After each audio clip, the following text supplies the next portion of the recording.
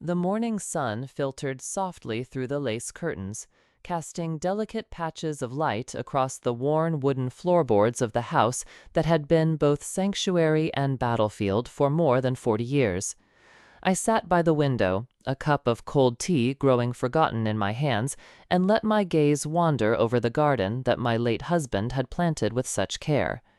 The roses had flourished this spring, their delicate petals vibrant against the green, yet the silence within the walls felt heavier than ever. Silence had become my companion, a quiet echo filling the spaces where laughter once lived. Since Richard's passing, the house seemed to breathe in slow, measured rhythms, as if mourning with me. The business, the heart of our family's legacy, had become a shadowed memory in my mind, a place where ambition and love had entwined to create something enduring. Yet now, the distance between my son Jason and me resembled a chasm I dared not cross. His absence was not a mere physical one. It was the growing coldness of a man who saw me as a relic, a figure from an era he was desperate to outrun. I remembered the days when Jason used to run through these very halls, his laughter ringing like music, filling the spaces between the meetings and late nights at the office. But that boy had been replaced by a man full of a restless hunger, driven not by gratitude, but by a sense of entitlement more profound than I could understand. I told myself to be patient.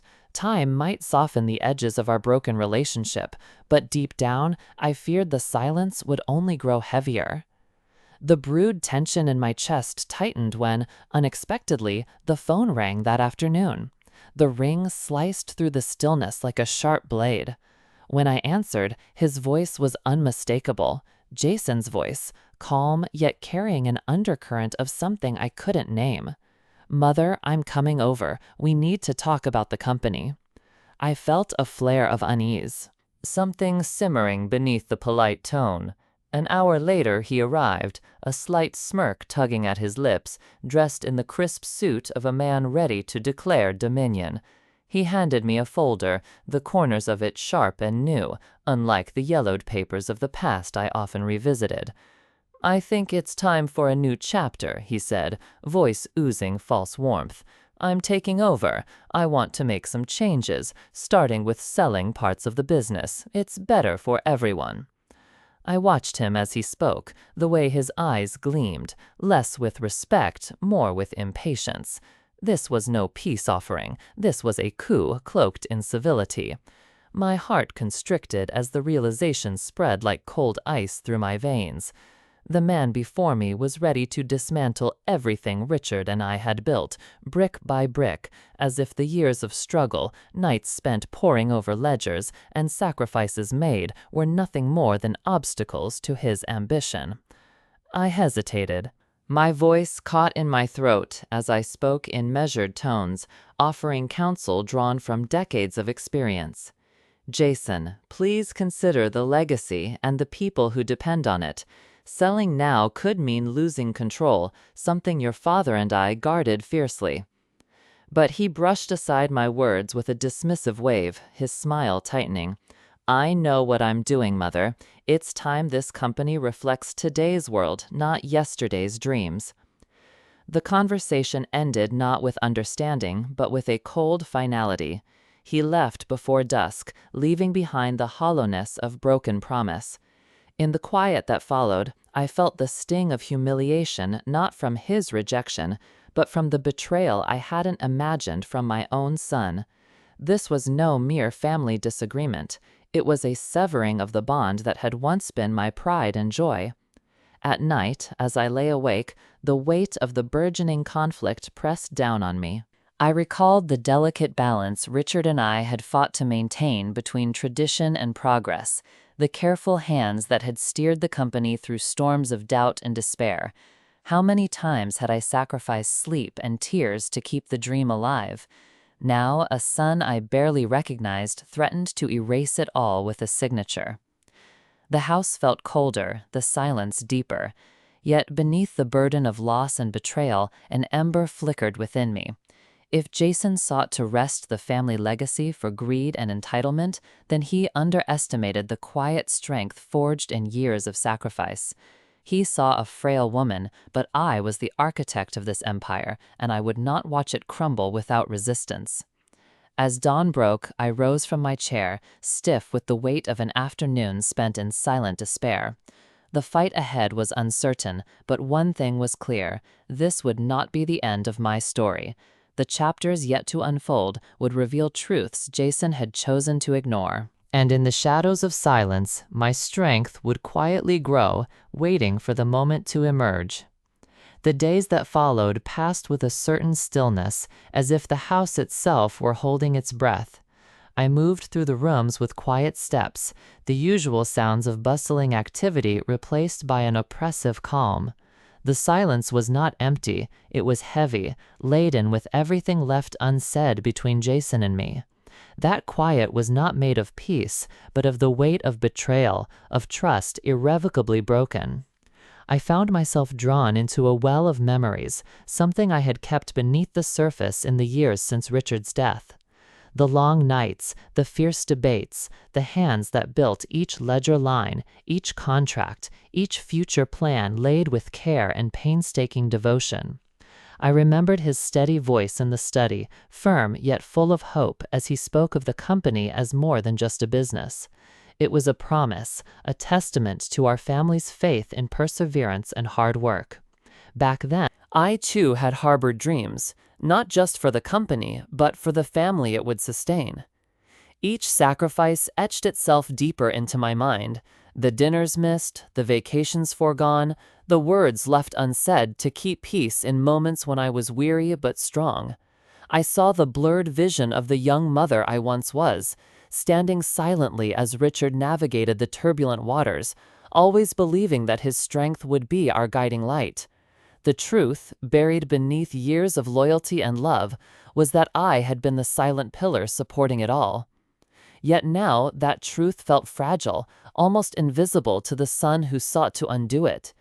Jason's ambition felt like a blade aimed at the heart of everything I had nurtured. I wished he could understand the legacy was not just about money or shares, but about the values and sacrifices no contract could ever quantify. My reflections deepened as I sat in the quiet corners of the house, the worn armchair by the fireplace inviting me to surrender to memory and grief. I could feel the raw sting of my pain, the burden of being left alone to hold the weight of a family fractured by greed and misunderstanding. Yet even within this pain, a resolve began to crystallize. If this son of mine would not appreciate the heritage I had fought for, then I must find a new path to protect it. I thought about the countless times I had been underestimated, dismissed by those around me as just a woman, just a mother, who had stepped aside to let the new generation lead. But it was that underestimation, the quiet dismissal of all I represented, that would be my weapon. Silent, patient, enduring. I knew that revenge did not have to roar to be effective, and I refused to be the woman who collapsed under insult or betrayal. I would not confront Jason with anger or rash words. Instead, I would use silence, observation, and calculated patience. Beneath the surface of my sorrow simmered a strong current of strategy. I began to watch Jason's moves through a new lens, careful not to let my emotions betray the kind of determination I was cultivating. He was reckless, eager to sell the assets without understanding the consequences fully, for the business, for the family, for himself. Sarah, his wife, only fanned the flames of his greed, encouraging him with whispered promises of luxury and power without substance or roots. Their haste disturbed me, but it also revealed their weaknesses. In their rush to claim what they thought was rightfully theirs, they overlooked details, ignored the finer points of the company's charter and bylaws, details previously buried beneath years of mutual respect and trust. I promised myself I would find those details, unearth the safeguards my husband had put in place. Richard had always been meticulous, aware that the future would be uncertain. If there was a way to reclaim what was slipping away, I would find it. During those long, reflective days, I also found solace in the quiet companionship of my late husband's memories. I revisited his journals, his notes, scattered throughout the house like fragments of a map pointing me toward salvation. Each page was a reminder of how much we had endured together and how much strength I had inherited by walking those same paths. I also realized the depth of the battle ahead. Not only was it about fighting for a business, but defending a family's honor and reconciling the complicated love between mother and son. I fought the urge to wish Jason ill, knowing that beneath the ambition and betrayal was a young man lost in his own insecurities, yearning for recognition in ways he did not understand. This internal conflict fueled my quiet transformation. The once vulnerable woman, abandoned to bitter silence, was becoming a figure of patient resolve, a strategist cloaked in calm, waiting for the perfect moment to act. I made a promise to myself not to rush, not to let my emotions cloud my judgment, and above all, not to give Jason the satisfaction of seeing weakness. I began to keep journals of my own, notes on Jason's actions, observations of his mistakes, details of conversations overheard, and timelines of transactions made without due diligence. I cataloged everything with meticulous care, knowing that in these quiet acts of documentation lay the seed of my eventual redemption. In the evenings, I walked through the hallway lined with family photographs, each frame a testament to days before rupture and silence. My finger traced the images of Jason as a boy, Sarah in her early days with our family, the joyful faces of grandchildren I rarely saw anymore. It was these memories, painful yet precious, that anchored my determination. The legacy I fought for was not just about power or money, it was about love, sacrifice, and justice to be restored. And so, as the sun set each day, I folded my thoughts away like letters to be opened only when the time was right. I waited, watched, and planned in silence. Those moments of quiet reflection became my sacred ground, a place where pain transformed into patience and anger into purpose. The betrayal had cut deeply. The humiliated woman I had feared becoming was fading away, replaced by one who carried the burden of betrayal not as a victim, but as a quiet architect of her own redemption.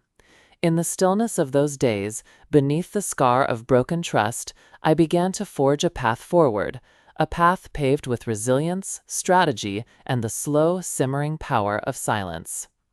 The attic was a forgotten sanctuary, dust motes swirling in the languid shafts of sunlight as I climbed carefully up the narrow stairs, a creaky wooden ladder that groaned under my weight.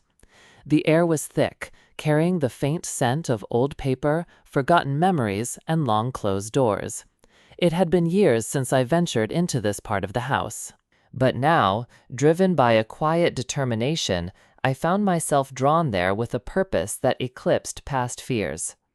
Richard had always been meticulous, obsessively so, in protecting the family's interests. The vault of documents that filled the battered trunks and leather-bound files was a testament to that obsession, a mountain of contracts, letters, and charts. I carried an old brass lamp with me, its light wavering as I sifted through the papers, each one whispering fragments of past battles and victories. I felt the weight of the history pressing down on me, but also a surge of hope. Among the crinkled pages, I sought evidence of any clauses, any legal protections my husband might have woven into the corporate fabric to prevent the very kind of recklessness Jason was committing. My fingers trembled as I unfolded a brittle sheet, its margin marked in Richard's meticulous handwriting.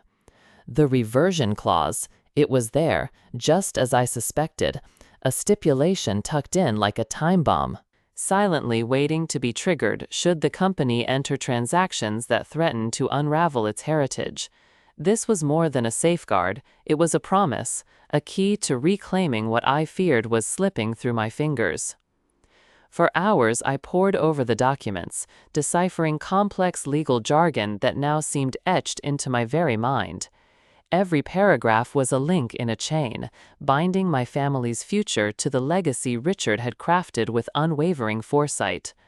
As I flipped through the pages, I pieced together not just a legal framework, but the story of our family's fight to protect what mattered most. When the dusk crept in, casting long shadows across the attic floor, my resolve had hardened. This was no longer about mourning a lost past or cowering behind the silence. I was readying myself for a battle that required not just emotional strength, but legal acumen. I reached for the phone and dialed a number memorized through years of trust and necessity. Joanna was more than a lawyer. She was an ally who had stood by our family during storms both public and private. Her voice on the other end was as steady and unyielding as I remembered, a beacon in the fog of uncertainty. "I need your help," I said, my voice calm but steel beneath the surface.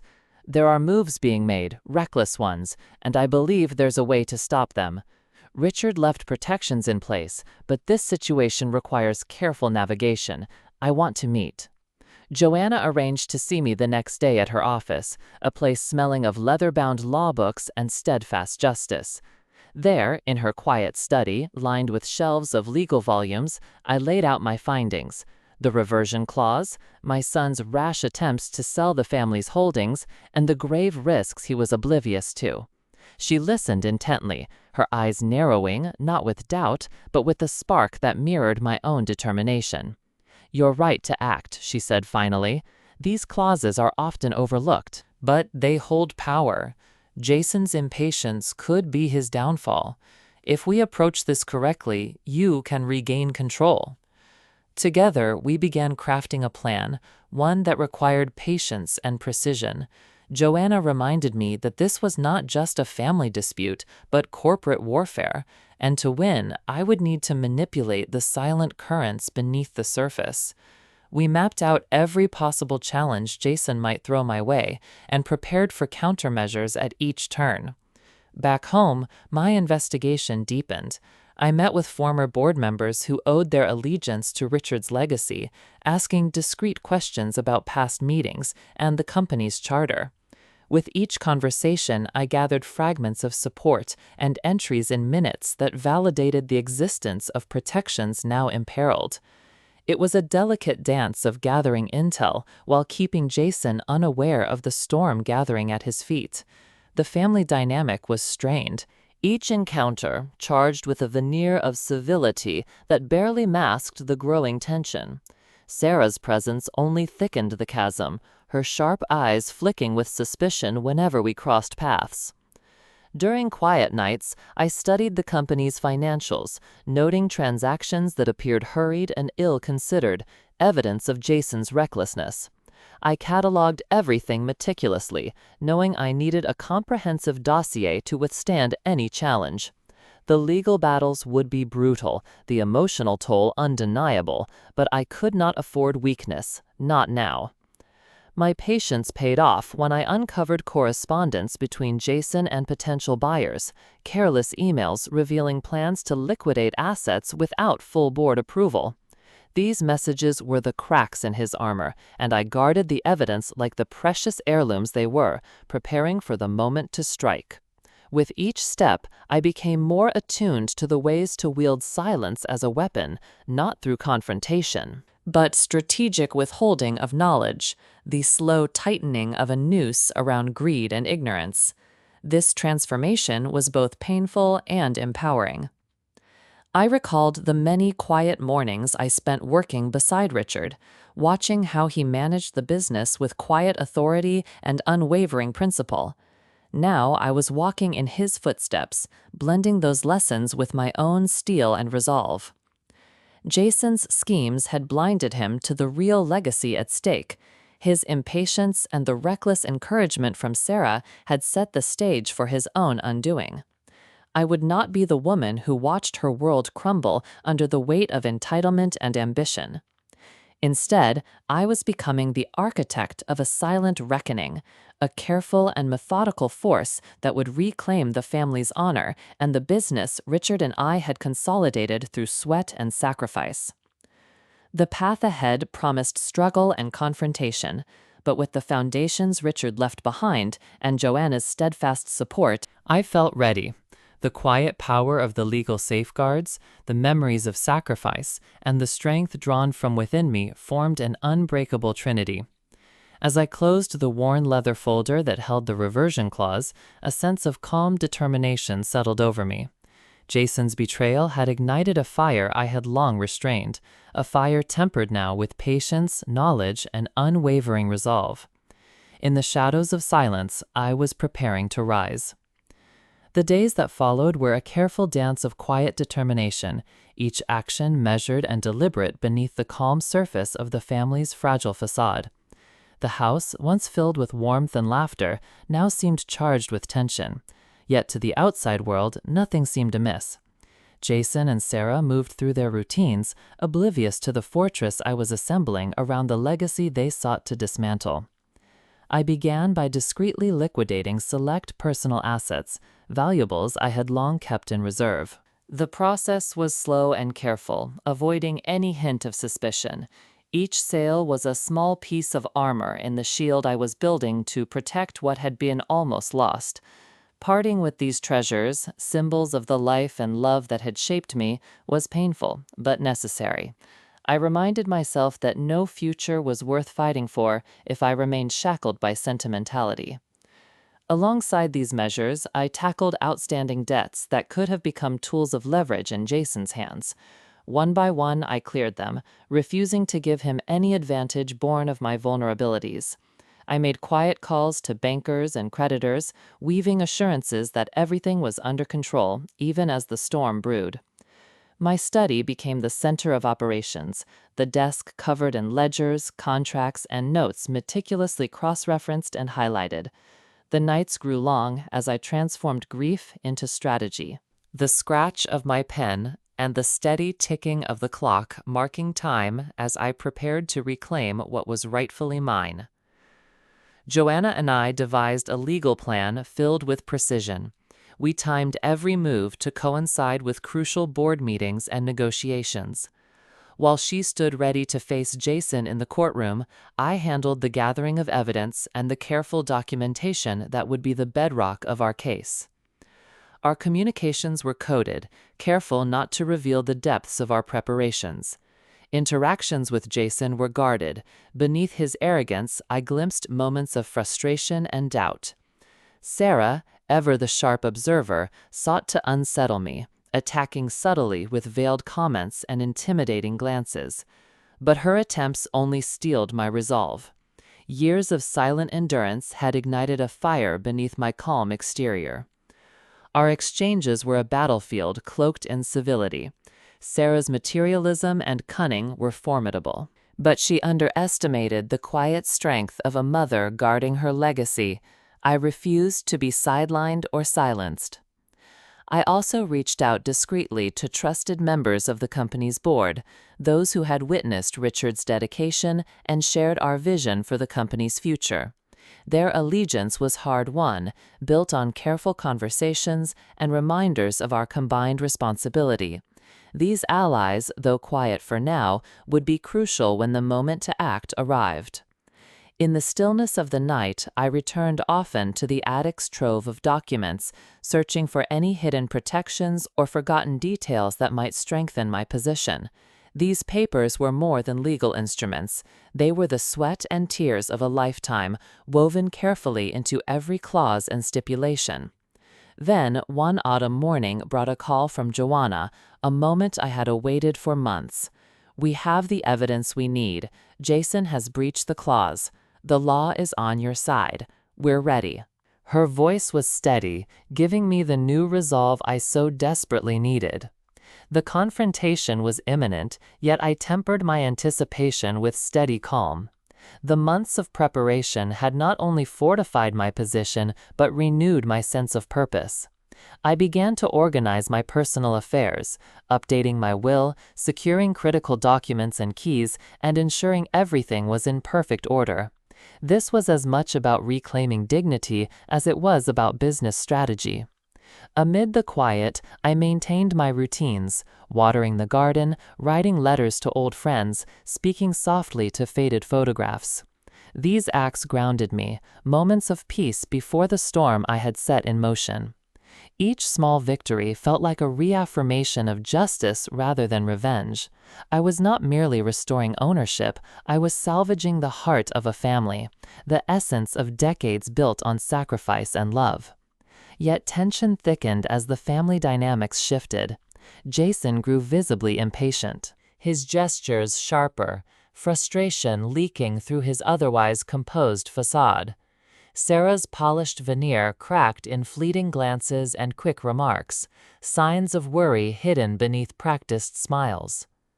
One evening, as the house settled into silence, I sat reflecting on how far I had journeyed, from a mother silenced by betrayal to a woman quietly commanding her fate. The pain and humiliation had been transformed into an unshakable resolve, one no arrogance or greed could diminish. The silence between us carried a new weight that night, pregnant with the promise of change. I was no longer a bystander, but an active force, a strategist with a plan unfolding steadily toward an inevitable reckoning. When that day arrived, I would not be alone. The legacy Richard and I nurtured was upheld by more than documents, by loyalty, truth, and the enduring strength of a mother's silent determination. As I prepared to step forward, to reclaim my rightful place and the honor of a family tested by greed and betrayal, peace settled over me. It was not surrender, but a quiet readiness. In the stillness, my strength had grown, waiting patiently to rise. The weekend air was thick with an uneasy calm when Jason and Sarah returned, their faces bright with the expectation of triumph. They believed the sale was a sealed deal, the last nail in the coffin of the old order I represented. I watched from the window, my hands folded quietly, the weight of weeks of preparation resting solidly on my shoulders. Their confidence was palpable, so much so that I wondered if they even realized the storm that was about to break. When they entered the study, the room seemed charged with anticipation. Jason's smile was sharp, rehearsed.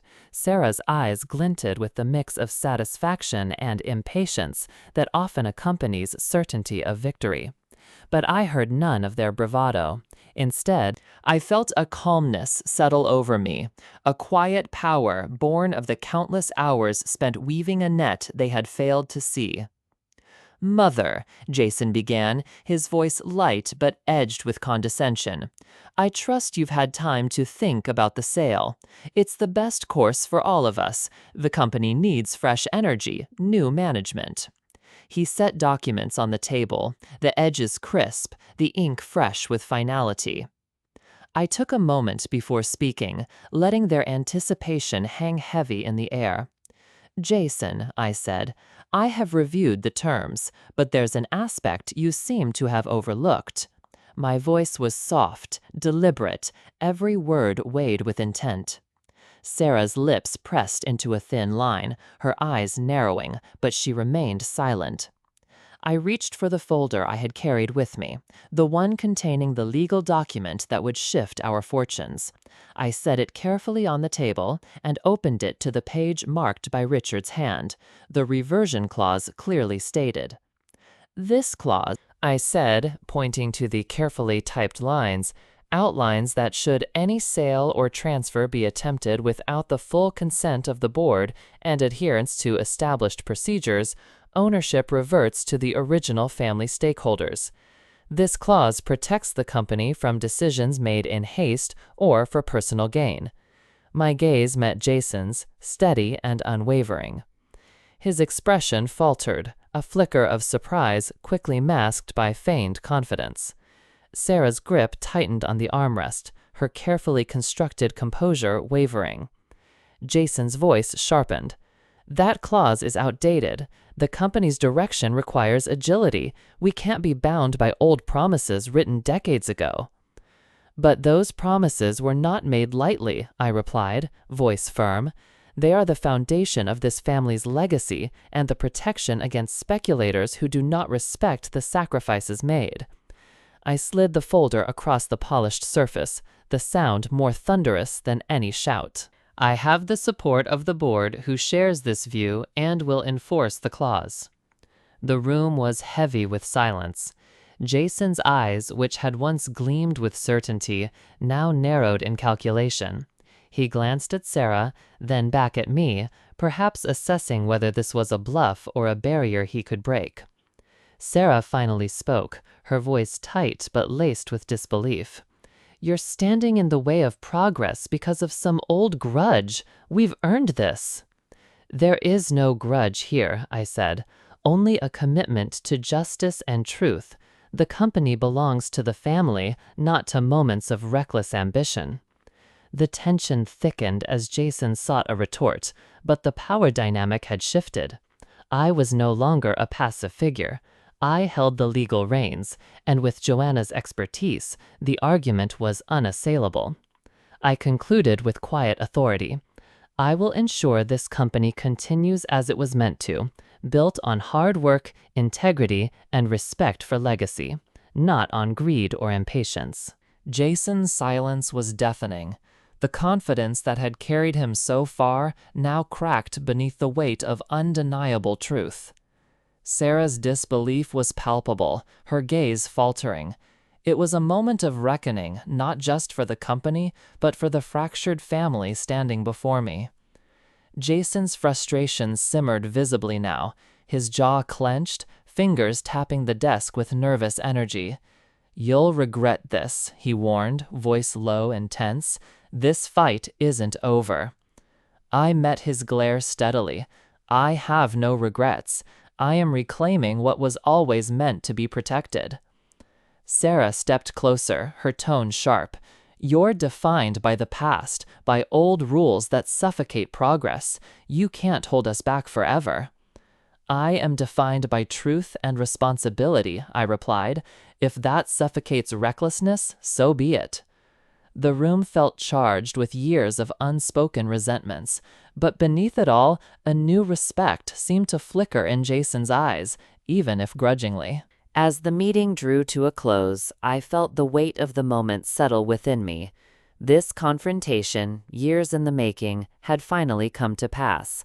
I had stood not as a figure of surrender, but as the master of my destiny. When they left the room, defeated but not broken, I allowed myself a small, steady breath. The battle was won, not through anger or confrontation, but through patience, knowledge, and the slow unraveling of their misconceptions. This was more than a legal victory. It was a reclaiming of dignity, honor, and the quiet power that had always been mine to wield. In that moment, I realized the true strength lay not in loud declarations, but in the calm surety of justice long prepared for. I had taken my rightful place, not just as a mother, but as the guardian of a legacy that would endure beyond betrayal and silence. The house, once heavy with tension and loss, seemed to breathe more freely, as if acknowledging the restoration of balance. In the shadows of silence, my strength had finally been heard. Even after the confrontation, the atmosphere was charged. The distance between us remained, but beneath the residue of betrayal, the foundations of understanding began to take root. Jason, for all his frustration, could not dismiss the truth laid bare. Sarah's defiance softened, though her pride remained. In the quiet that followed, I found a measure of peace. The company was safe, the legacy intact, and within me a deep knowing. Sometimes the loudest battles are won not with force, but with quiet, unwavering resolve. The days that followed the confrontation unfolded with a calm that was both fragile and profound. Jason and Sarah retreated into their own worlds, their earlier certainties softened by the undeniable reality of boundaries they could no longer challenge. The heaviness that had weighed on the house lifted subtly, like a breath finally released after a long-held tension. Though the distance between us persisted, beneath it a tentative understanding was beginning to form, delicate yet real. I wandered through the familiar corridors of the company, my fingers tracing the smooth surfaces worn by years of use. The desk, the chairs, the faint scent of leather and paper all carried whispers of past struggles and victories, of quiet perseverance. Each touch was a reminder of the labor and love that had sustained this legacy through seasons of uncertainty. Now, standing amidst it again, I felt not the weight of loss, but the lightness of restoration. It was a profound relief to reclaim not just legal ownership, but the stewardship of a dream shaped by countless sacrifices. In those moments, I imagined Richard's calm presence beside me, his voice steady and reassuring, reminding me that truth and integrity were the true pillars of any family or business. It was for him, and for those shared values, that I embraced this new chapter, one that required both courage and grace. But I stepped back into my role not as a ruler imposing change, but as a guardian nurturing growth.